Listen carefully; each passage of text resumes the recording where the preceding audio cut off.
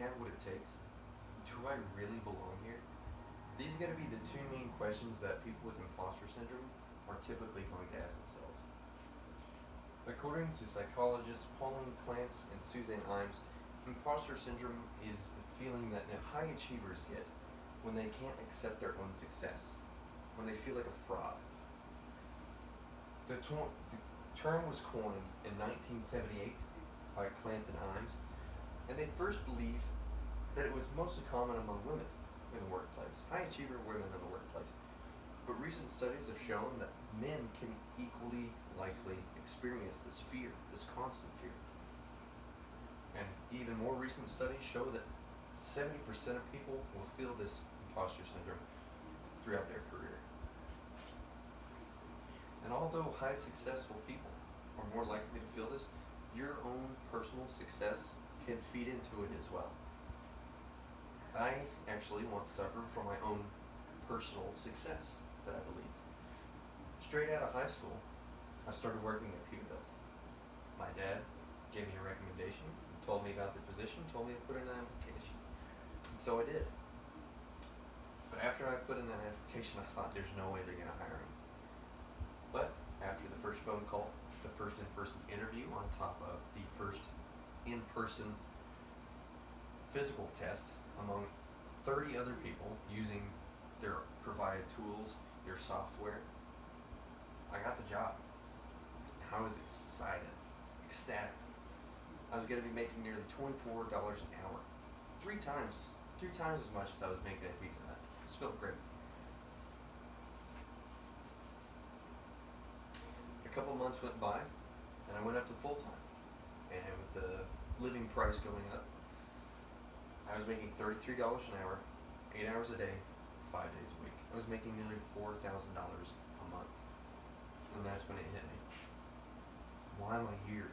I don't deserve to be making nearly as much money or the same amount of money as all these other people. There are people that were 3 times my age, 80-year-olds who've been working there since the dawn of time.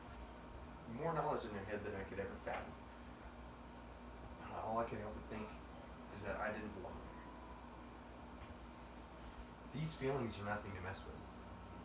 According to some articles from the American Psychological Association and Psychology Today, extended feelings of imposter syndrome can cause extensive stress, anxiety, and in some serious cases, depression.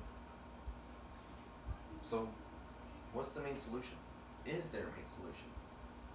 Well, it's not an easy one, but the main one is you have to know that you got yourself there. You climbed the steps to the top of that mountain. You gave yourself your success. And no one else handed it to you. If you weren't there, you wouldn't have gotten it. And you have to learn that.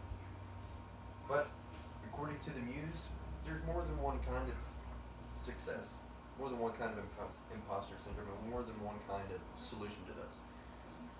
Some examples can be the perfectionist. Now, I've heard a lot of people tell me that they're perfectionists, and even though that description might accurately describe their motives, it can be a bad thing, because if they're not always 100%, if they don't get something perfect, they don't believe they're cut up for the job at all, even if they're 99.9% in. The solution for these kinds of people is learn that mistakes are okay. It's natural. It's within the human mind. You're going to make mistakes. And there's nothing you can do to prevent it. Ride along those waves. If you ride with them, it's going to be a whole lot better than you trying to swim against them. Another example is going to be the Superman and the Superwoman. These kinds of people want to be the best. And not because they're selfish, but because they have very low self-esteem and they need that validation. If they're the first or the best in everything that they do, they'll feel worthy.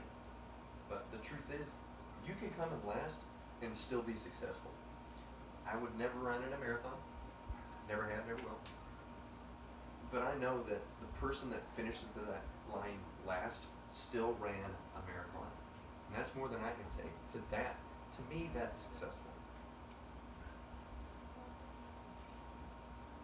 But But what gives me the right to give you a solution? Aren't I suffering from the same issue, the same problem? Not anymore. Layoffs came around, and although that was unfortunate, I learned something. I got myself there. It allowed me to take a step back and realize that I got myself in that position. I put in the application. I chose to do that. The interviewer chose to speak with me. He gave me that phone call. He gave me multiple chances to screw up, and I didn't.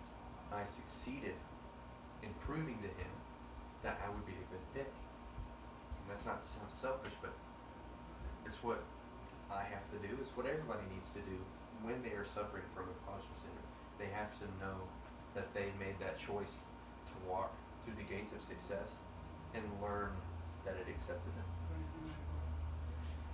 Imposter syndrome is a very common occurrence between men and women alike.